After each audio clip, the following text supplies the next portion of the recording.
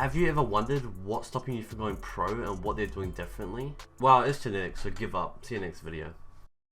Now, but for real, here's actually 5 things that pros do differently that you don't, which is keeping you from being a pro and keeping you being an average player. Number 1, pros seek out what they suck at and they relentlessly grind after it to make their weaknesses their strengths. But what do? You continue just doing what you enjoy only, making your weaknesses stay and keeping you average. I remember like really sucking at fighting like a long time ago when I used to grind competitive.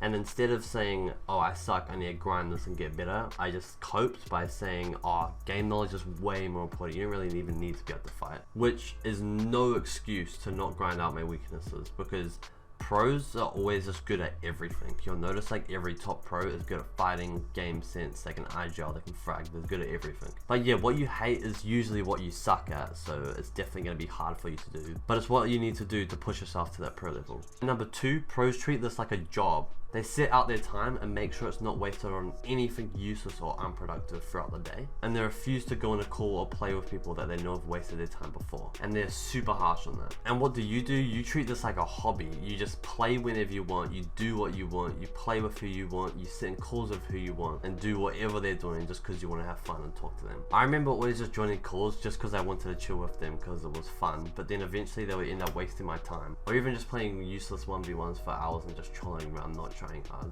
But yeah, in this section of the video, I'm basically just trying to say that you need to remember who wastes your time when you've been in a call with them before, and you just need to be really harsh on not being in a call with them and making sure you're not playing with the wrong people that have wasted your time before, just so you can actually use your time on something that you logically know truly matters to you becoming better. And remember to be really harsh on it, if that means leaving a friend group or just hardly ever talking to them again because they just wasted your time all the time before. And number 3, pros almost get like a pissed, deep, angry, aggression type of feeling after like they underperform or do bad in a tournament. And yeah, because of this, they're just relentlessly and desperately trying to find out for ages, and like they're just thinking about it for weeks after, or even months if they did bad in a whole season, just because like they really care about it. And what do? You underperform or do terrible in a tournament or a season, and you almost don't really care. Like, you might be annoyed, right? Like, that's normal for everyone, but you forget about it in like a week or a couple of days, and you're not thinking about it heaps, and you're not obsessed with how you did bad and stuff, which leads to you just getting nothing out of your failure and making you not go towards success. You just need to make sure you're obsessed with when you're failing. And number 4, pros don't let their emotions control them and their actions.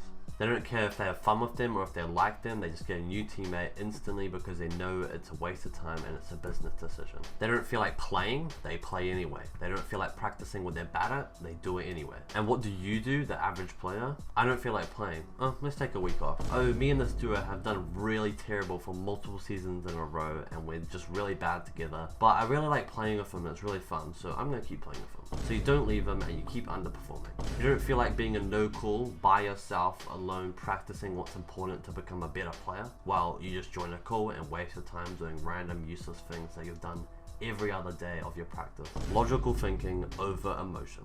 And number 5, pros know the importance of all aspects of the game. Fighting, game knowledge, aim, mix, all of it. And what do? You hard practice fighting all the time because you think it makes people look good at the game and you think that's what's going to get you better. But then you wonder why you suck and can't perform when it comes to tournaments. I know so many people that have the best mix, best fighting knowledge, best aim, best everything in that aspect that you've ever seen in your entire existence on this earth. But then when it comes to tournaments and competitive, they have 0 innings and they've achieved nothing. And to put this simply, they have no game sense or in-game knowledge. This is the biggest thing that I've seen that makes people who seem good at the game not good at the game. And to fix this, you obviously just need to play way more scrims, VOD review way more tournaments of yourself and other pros. And number 6, pros watch all my videos.